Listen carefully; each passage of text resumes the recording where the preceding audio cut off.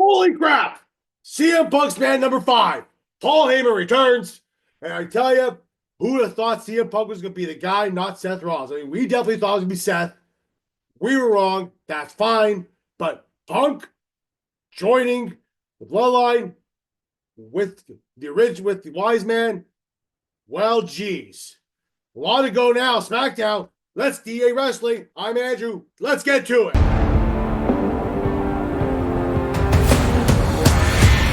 On today's show, Cody calls out KO. KO gives him an answer. LA Knight gets beat up by Shinsuke Nakamura yet again. Good. Ciampa turning on Johnny Gargano is inevitable. Hopefully, you get that black heart Ciampa because that was the best one. Right? Cargill goes through a car window, which leads to Chelsea Green advancing in the U.S. Women's title tournament. Fantastic. But today we start off first with, of course, the return of CM Punk and the wise man, Paul Heyman. CM Punk, I guess, is now on SmackDown or just on loan. One or the other, not sure, don't really care. So, show started off with Solo Sikoa and the rest of the Bloodline come down with that really big Samoan known as Bronson Reed. Yes, he is Samoan, folks. I looked it up. He is Samoan descent. So, yes, he fits the Bloodline completely. Even though he is from like Australia or New Zealand, one or the other. Anyway, right? Solo Sikoa tells Roman Reigns he wants to come out here and discuss terms of surrender from Roman Reigns. And Roman's obviously not there yet. He gets there with the rest of the Bloodline, with the OG Bloodline. They come on down, right? They're discussing what they're going to do, right? At one point, they go, oh, hey, how do we bring Cody in? Right? So I was like, no, been there, done that, got a t-shirt. Right? Then Sammy goes, well, we have no other options here. I'll always try Seth again. Roman looks at him like he just shot his favorite dog. And goes, hey, no. Sammy's like, okay, fine. Then I'm all out of ideas. What are we going to do, boss? We're all going to do this together. If we die, we die. He's like, okay, well, I'm with you, but what's the plan? He has no plan. Roman has no plan whatsoever. Not even a whimper. There's no clue. We get to the last segment there. Solo Sikoa comes out with the Bloodline. The OG Bloodline shows up. They're asking, hey, what are you going to do? What you're going to do first, though, is you're going to like, share, subscribe if you're liking the content down below here. Right around this area. Like, share, subscribe down, guys. Right? Make sure you follow us there on Podbean, right? Spotify, as well as YouTube here, right, folks? If you do subscribe us, thank you very much. If you support us and like us, thank you very much. If you like the content, keep on trucking. Thank you very much. Anyway, what is OG Bloodline going to do? So they're standing there, and all of a sudden you hear, ladies and gentlemen. Everybody's like, oh my Lord, the Paul Heyman's back. Fantastic. So Paul Heyman comes out, not just in a suit, but he's dressed very eloquently, wearing a red shirt, like so. Now, it doesn't say lift weights on it, but it's a red shirt with a nice black sports coat on it and dressed fairly nice. So he looks quite presentable for a guy who went through a table several months ago. And he says, and that doesn't work out for me here. There's 5 on 4. No. We can't do a war game that's going 5 on 4. It's going to be 5 versus 5. It points to the entrance. And guess all of a sudden, look in my eyes, comes on out. CM Punk comes up, wrapping up his hand, ready to go. And it's sprawl ensues right there. They just start fighting each other, right? They knock the Bloodline out. Sammy, Jey Uso, and Jimmy Uso go jumping over the top rope, take out everybody, right? Tama Tonga and Tonga Loa get back in the ring, right? Roman Reigns takes down Tonga Loa, big surprise. Right? And CM Punk puts Tama Tonga and go to sleep. Then they stare at each other. Heyman comes up, he's looking at him like I just did something fantastic. They did great. Super. He stared at him like, as that typical Paul Heyman. Like for a second there, when Heyman came out, I for a second he was talking about it, I almost thought Brock. I was like, he's not going to bring out Brock. There's no way it's going to be Brock. Because that'd be messed up. But that would really compound that big Samoan, though, they have now named Bronson Reed now, wouldn't it? And that werewolf. But no. CM Punk comes out. The original Paul Heyman guy, supposedly, with Roman Reigns.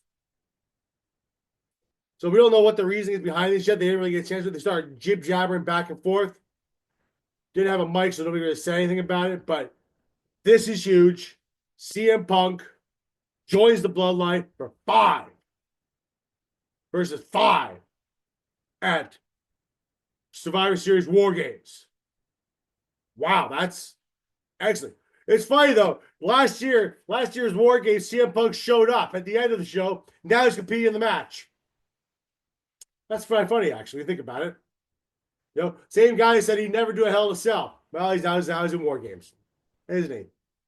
Well, it's great to see. They just made it a lot more exciting now for Vancouver. I really should just go get. I'm off that weekend. I really should just go get tickets and go. If you guys want to support that, please just put in a GoFundMe or something like that. Just tell me to go. I used to live in Vancouver, so I know the area quite well. Anyway, I mean, we'll have to wait and see what happens there, but that is probably like the most exciting news that came out here. As well as Cody Rhodes calls out Kevin Owens. And we finally get an explanation as to why Kevin Owens and Cody are basically at each other's throats. Cody calls out Kevin. Kevin comes out. Kevin just sits there and goes, listen, you're the reason why I spent 4 years fighting the Bloodline. Fighting them. They nearly ended my career several times. They can't because, you know, they're capable of that, according to KO. Right? And then you come along. I join you, try to help you out at WrestleMania 39. Then do that. Then in WrestleMania 40, I'm in the ring to celebrate, try to be happy for you and all that stuff, because you took out the Bloodline finally. And then you go and tag with Roman Reigns after you just tried to take out my career. Cody's like, you're just pretending you're a victim. You see by acting all the time. You're a victim. You're a victim of this. A victim. Saying it's you sabotage yourself. Your fault for everything.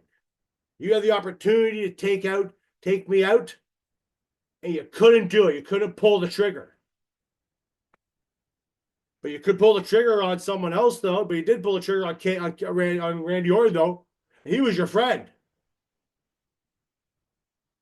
KO responds, it sounds like you want a match. Duh. You get a match. KO says, I will give you a match. But when I want to give you the match. It's not, that was like, Bill was like going, boo. Kevin's like, well, it's not happening right now, folks. It's your fault. Right? Cody suggested obviously Survivor Series. I mean, it's possible, but right now the rumor is Saturday night's main event. So, we'll see.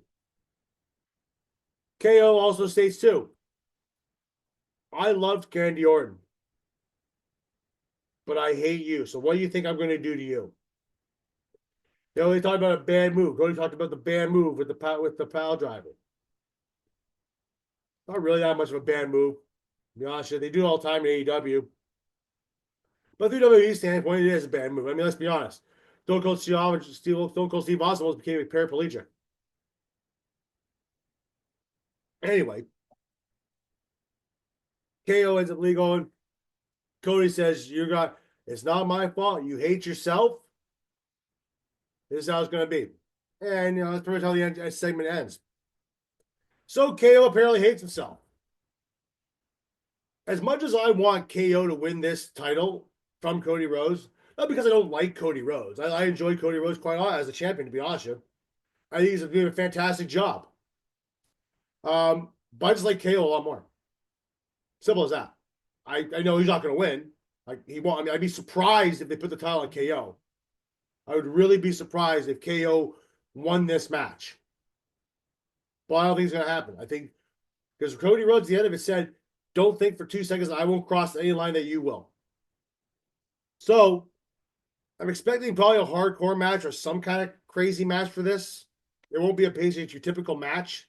It's probably be some kind of no falls count anywhere or no disqualification match or something where KO could beat the crap out of you with a chair for a while and Cody could do the same thing. We'll find out though. Looking forward to that. All right. LA Knight gets beat up again by Shinsuke. For God's sakes, put the title on Shinsuke. Seriously. LA Knight had a match with the Escobar. Before the match started, Shinsuke Nakamura cut a promo in Japanese, because that's the thing now. It's a very good promo, though. Right? In that time period, Escobar starts attacking LA Knight. LA Knight's getting attacked by him. LA Knight eventually, Fiyashi gets dominated for a lot of this match against Escobar. Right? At one point, Shinsuke Nakamura comes out at the entrance and he's just watching. And LA Knight knows this. He gets distracted. He gets beat up some more by Escargo. By Escargo or Escobar, whatever you want to call it. Anyway, eventually, Escobar is going to try to hit him with his finisher. LA Knight counters it, hits him to a BFT. 1, 2, 3. Shinsuke comes in and beats the living crap out of him again. He leaves. I like this Shinsuke. I like the heel Shinsuke Nakamura. I really do. It is time, though, to have a proper heel champion in WWE, at least on the Smackdown brand. I'm not talking female here, so don't comment down below saying, "Oh, well, there's a female heel." No, I mean a male heel champion. And don't talk Braun Breaker either, because Braun Breaker is like in between. He's like a tweener. He's like his column A and a bit of column B. Full out, straight, evil heel as a champion. Not to say the champion, as a champion. So I think Shinsuke Nakamura as a heel champion would be great. Like, LA Knight doesn't need the title at this point. He won, great, congratulations. He beat Logan Paul, fantastic. Give it to Shinsuke. Better off. Seriously. WWE, I'm not telling you right now. Give it to Shinsuke. I like this version of Shinsuke. He's very talented. Give him the U.S. title. If you're not going to put the world title on him, put the U.S. title on him. You had the opportunity years ago, but the crazy lunatic they had in charge decided not to do it. Yeah, I still keep calling him a lunatic. Ciampa is eventually going to turn on Johnny Gargano, and I'm looking forward to it again. But for love of God, bring back the Blackheart Tommaso Ciampa. When he won the title in NXT and it was a gold, he was just a complete psychopath for the most part. Hope for that gold. Yeah, do that. Right? Ciampa had a match with Montez Ford. Excellent match. Very big moves back and forth. Right? Montez Ford jumping over the top rope, taking him out. Right? At one point there, Ciampa gave him a high knee and knocking Ford way out to the outside for the table. Eventually, Ford's ended up winning with where when Ciampa tries to get the fairy tale ending on him, but he reverses it and then goes down and covers his legs up like this, he's basically almost the guy's, Ciampa's in a precarious position. Simple as that. Precarious position. Very weird. Depending on how you like it, how you look at it. Anyway, Ciampa gets upset. Has starts attacking Ford, but Dawkins comes in and starts beating the crap out of him.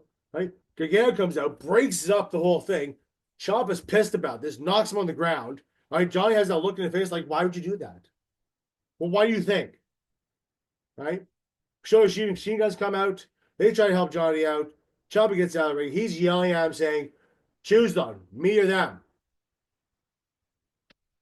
He'd rather be a champion. God's sakes, there's another guy too. Put him as as a U.S. champion if you're not going to put the world title on. I'm more against a heel. I really am more for the heels on this stuff nowadays. I really am. It's just too much of the goody stuff. It's just the yeah. Right? The Ciampa, I hope you guys are doing the blackout because I want to hear that. I want to start hearing old Steve music again.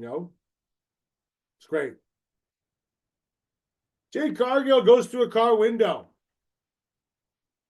And Chelsea Green beats Bianca Belair and Blair Davenport. I am not upset with this at all. I might have preferred Blair Davenport, but I understand where they're coming from. Chelsea Green's a Vancouver girl. I understand. You know, I spent a lot of time in Vancouver. It's a great place. I understand why they put Chelsea in this. You know, there's although they're not doing this U.S. stuff in Vancouver, but you know, it's good to see Chelsea Green has to work her ass off for this, right? Belair does not need this. Belair ends up with, it was nice seeing Blair Davenport too, right? She showed out. They spoke on where she's been. They said she was taking time off to become more, you know, do more her time. Fair enough. It's code for the fact you had nothing for it till now. Davenport nearly won. Chelsea, you know, nearly won the match there too. She kicked Chelsea right in the face, and Chelsea was going to limp. But, you know, Chelsea tells a good shot good. She really does. Now, Belair would have won this match. At one point, Chelsea Green superplexed Blair Davenport off the ropes.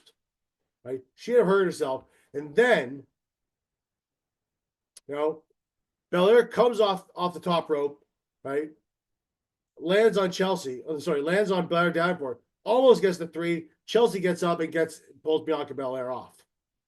Right? Eventually, there's a footage shown there of Cargill thrown through a window out cold on a car window. Belair does the whole like Elmer Fudd, like, which way should I go? Decides to go help her friend because that's her tag team partner, tag friends. And that looked really bad. She decided to stay for her own personal gains. But anyway, Blair Davenport super kicks Chelsea. Chelsea goes limp. She tries to hit Chelsea with a finisher. She doesn't. Chelsea reverses it into the unprettier. 1, 2, 3. Chelsea Green wins. I'm very happy with the result here. I mean, I'd be a little more. I'm not gonna lie to you, a little more on the Blair Davenport side, but I'm not upset with this at all. We do not need Bianca Belair to have the title right now. She has a tag team title right now. Right, she's gonna have probably a feud with Jade Cargill somewhere down the line in a few months. Looking forward to that. I hope Cargill wins that one too. Just not a benefit of Belair. Just not. What else we have there on the show? Oh, we had Nick. You know, in the process too. After this too, Nick Aldis is also looking to figure out. She starts questioning Nia Jax. Oh, where were you? Did you put her through the car window? No. I think we know who did it though. There was a Bayley and Naomi match versus Candice LeRae and Tiffany Stratton in a tag team match. This one started off really well, but it went to crap. But all of a sudden, everybody started getting involved in the War Games match. Nia Jax got slightly involved in the match, which brought out Io Sky. Right? They come in the match, they get brawling. Raquel and Liv Morgan show up. Surprise, surprise. It's probably those two that put her through the car window. Okay? Just gonna call us one out there. They start brawling. All of a sudden, This Is My Brutality comes out. Rhea Ripley comes out, black mask and all, with a kendo stick and starts swinging for the fences, like thinking she's Aaron Judge, hitting everything that moves. Now, it's still down somebody. They all stand tall. The end. They're all the heels are hurt because they got a kendo stick to the back. And she beat the crap out. She hit Raquel Rodriguez pretty hard with it. You know, and you know, they're still down for it. Cargill probably be fine for War Games. Right? It was all in all fine. Right? It's gonna kind of lead up to this time. At some point, probably next week or so, the good girls are probably get the crap kicked out of them by the bad girls. I mean, it's logic, right? What more else in here? Oh, yeah, that's it. Also, guys, I wonder where the conspicuous might be of Doug. Doug has some family stuff tonight too. Anyway, by the way, guys, that's why he's not here on the show with me again. Yeah, I'm sorry, guys. I know you guys enjoy Doug. So do I. Anyway, guys, that is Raw. Sorry, that was SmackDown. Whew, wrong show. Okay, still red. Anyway, big time thing there, right? Punk's returned. I wonder if this means he's on SmackDown, though, going forward. I wonder. We'll find out soon. Here's to see. But there's definitely, I wonder if they're going to try slowly starting maybe set up a whole Reigns versus Punk after, somewhere down the line. Might plant the seeds at some point.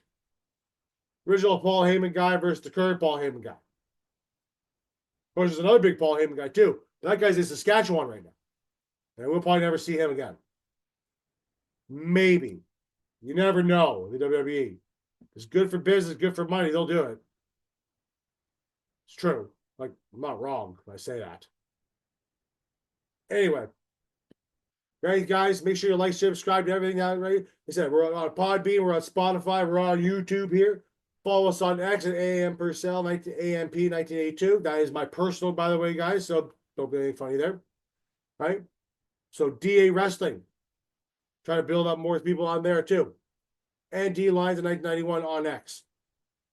Have yourself a good night, guys. That was Smackdown. That was great. Punk's back. Woo! Let's go.